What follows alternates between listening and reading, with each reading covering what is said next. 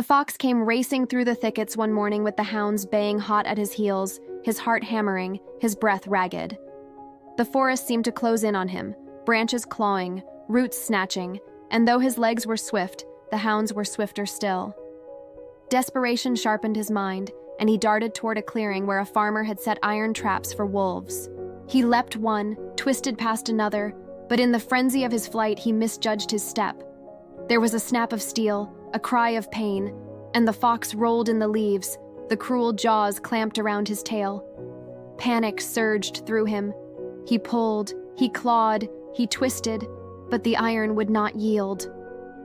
The hounds drew nearer, their cries shattering the morning air, and in that moment the fox did the only thing he could.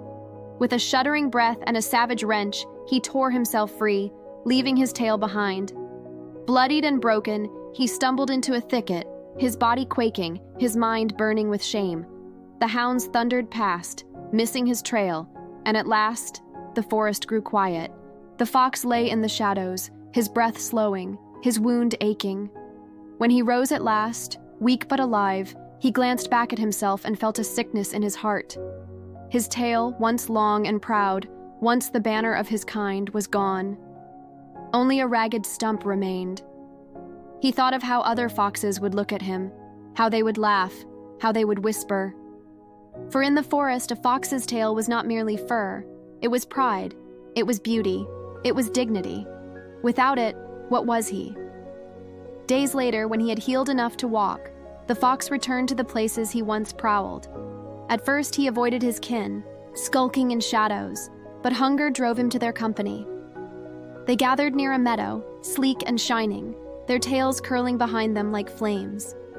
He saw their eyes widen when they noticed him. Some chuckled, some gasped, and one bold youth barked, "Look there! Our cousin has left his tail behind. Did he trade it for a chicken's feather?" Laughter rippled through the group, sharp and merciless. The fox's ears flattened, his face burned, but he forced himself to stand tall. "Laugh if you must," he said, his voice cool though his stomach churned. "But I have discovered a truth that you have not. This tail you treasure so dearly is nothing but a burden. It slows you in flight, it catches in snares, it marks you to hunters' eyes. Look at me, I am free of its weight, swift as the wind, invisible to traps. You think me disgraced, but I tell you, I am ahead of you all. You should not laugh, but thank me for showing the way. Cut your tails as I have, and you will know freedom too." The fox's words rolled smooth as silk, his eyes glittering with the cunning of one who sought to turn shame into triumph. The younger foxes paused, uneasy. His logic had a sharpness to it, a tempting ring. But among them was an elder, gray about the muzzle, wise in the ways of the forest. She stepped forward, her tail long and full, swaying behind her with dignity. Her eyes pierced him, calm but unyielding. "Cousin," she said softly, "you speak cleverly, but your tongue twists the truth. You did not give up your tail for wisdom. You lost it in misfortune, and now you wish us to believe that loss is gain. You call it freedom, but your eyes burn with envy. If the tail were truly worthless, you would not plead so hard for us to cut ours.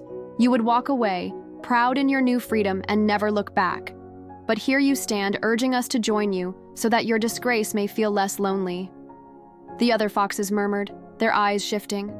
The stump-tailed fox opened his mouth, but no words came. His throat tightened. The elder lifted her head, her voice steady. "A tail is not only pride, it is balance, it is warmth, it is the mark of what we are.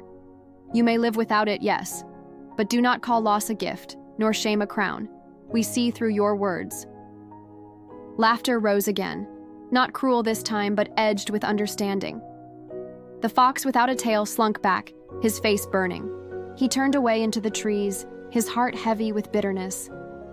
Alone again, he whispered to himself, "If I cannot make them believe me, I will at least make them doubt themselves." But deep within, he knew the elder's words were true, and no clever speech could erase the sting of his loss.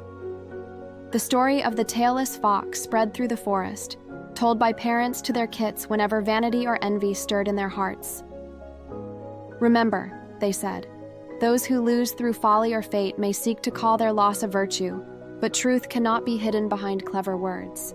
Beware the one who urges you to throw away what you cherish, for often he speaks only to soothe his own shame.